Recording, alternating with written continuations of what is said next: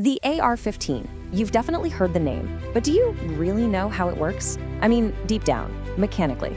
It's one of the most influential firearm designs of the last century, no question. So today, we're going to set aside all the noise and just get our hands dirty, so to speak. We're going to explore the incredible engineering inside this machine, piece by piece. So here's what we've got lined up. First, we'll look at the iconic design and where it came from. Then we'll dive right into the heart of it all, the complete firing cycle, step by step.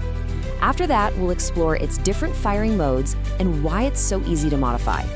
And finally, we'll wrap up by looking at its incredible legacy and impact. All right, let's kick things off with the design itself. The whole story starts back in 1957 with a pretty big engineering question. Could you build a rifle that was super lightweight, but could still effectively fire a small, really fast bullet? Well, the lead engineer who took on that challenge was a guy named Eugene Stoner at a company called ArmaLite. He basically took his earlier design, the AR-10, and shrunk it down. Pretty soon, Colt bought the rights and started pumping them out. But you know, it was really the Vietnam War that put it on the global map. Its lightweight was a game changer in jungle combat. And these specs, I mean, they really tell you everything you need to know about the whole design philosophy. Just look at that weight, as low as 2¼ kilograms. Now, when you pair that with a bullet leaving the barrel at almost 1,000 meters per second, you get this revolutionary package.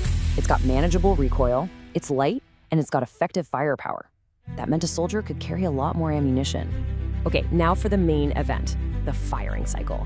This is the amazing mechanical dance that happens inside the rifle every single time that trigger gets pulled. We're gonna follow the journey of one single round, all the way from the magazine to the second it flies out the barrel. It all kicks off with a couple of manual actions. First, you slap in a loaded magazine. Then you pull back the charging handle and let it go. When you do that, the bolt carrier group shoots forward, it grabs around from the top of the magazine and shoves it into the chamber.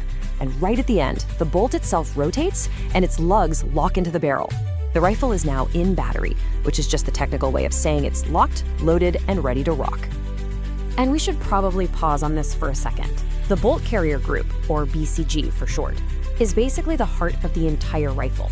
It's not just one piece, it's this whole assembly of parts that manages almost every single thing in the firing cycle. We're talking loading, locking, firing, pulling out the empty shell, and kicking it out. It's the whole show. So with that round chambered, the moment you pull the trigger, the hammer is released. It's driven by a pretty powerful spring, and it smacks the back of the firing pin, which sits right inside the bolt. That pin darts forward, hits the primer on the back of the cartridge, creating a spark that ignites the gunpowder. And boom! That explosion of gas is what sends the bullet flying down the barrel. So that's the bang. Simple enough, right? But here's where the real genius of this design comes into play. The rifle actually uses the energy from that exact same explosion to get itself ready for the very next shot. So how on earth does it reload itself? The secret is gas. It's brilliant. As the bullet is racing down the barrel, it flies past this tiny little hole. A little bit of the super hot gas that's pushing the bullet gets siphoned off and redirected all the way back through a thin tube. This jet of gas then hits the bolt carrier group and shoves it backward. This is called a direct gas system, and it's a huge reason the rifle is so light. It doesn't need a lot of heavy extra parts. As the carrier flies back, the bolt unlocks, a little claw pulls the empty shell out, and an ejector just flings it out the side. While it's moving backward, the BCG is also doing double duty. It pushes the hammer back down, resetting it. Then, a big spring in the stock, the action spring, takes over and shoves the whole assembly forward again, grabbing a new round and locking the bolt. This whole thing happens in a blink of an eye. So what stops it from just firing again right away? Well, there's a crucial little part called the disconnector. It catches the hammer and holds it back, and it won't let go until you physically release the trigger. So that whole intricate dance we just described, that's the basic semi-automatic cycle. It's the foundation. But the AR-15 platform was always designed with versatility in mind, which brings us to its different firing modes and its absolutely legendary modularity.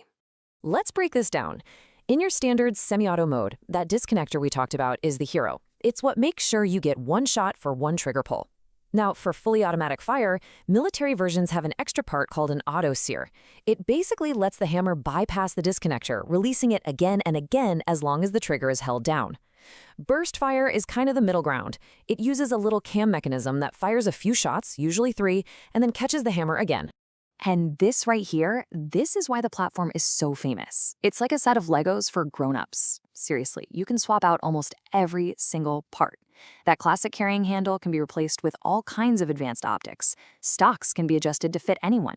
You can get different barrel lengths for different jobs. And then you have smaller features like the little dust cover on the side to keep dirt out, and the forward assist, which is basically a manual button to make sure the bolt is shut all the way. This combination of a super reliable mechanism and this insane level of modularity, well, it's created a legacy that's hard to overstate. So for our last section, let's just take a quick look at the global impact of this design. I mean, the platform's success went so far beyond the US. As you can see from this list, dozens of countries adopted versions of it for their military and police forces. But what's really amazing, what's a true testament to the design, is how many countries built their own versions based on it. From Taiwan to even a Russian variant. That just goes to show you how sound and adaptable that core engineering really is. And that kind of brings us to our final thought. From Eugene Stoner's original idea back in 1957 all the way to the countless versions we see today, the AR-15 platform has been unbelievably enduring. So the big question is, what's the secret? What really makes a nearly 70-year-old design so timeless? Is it just the lightweight, the super reliable gas system, or is it that incredible modularity that has allowed it to not just survive, but constantly reinvent itself for decades?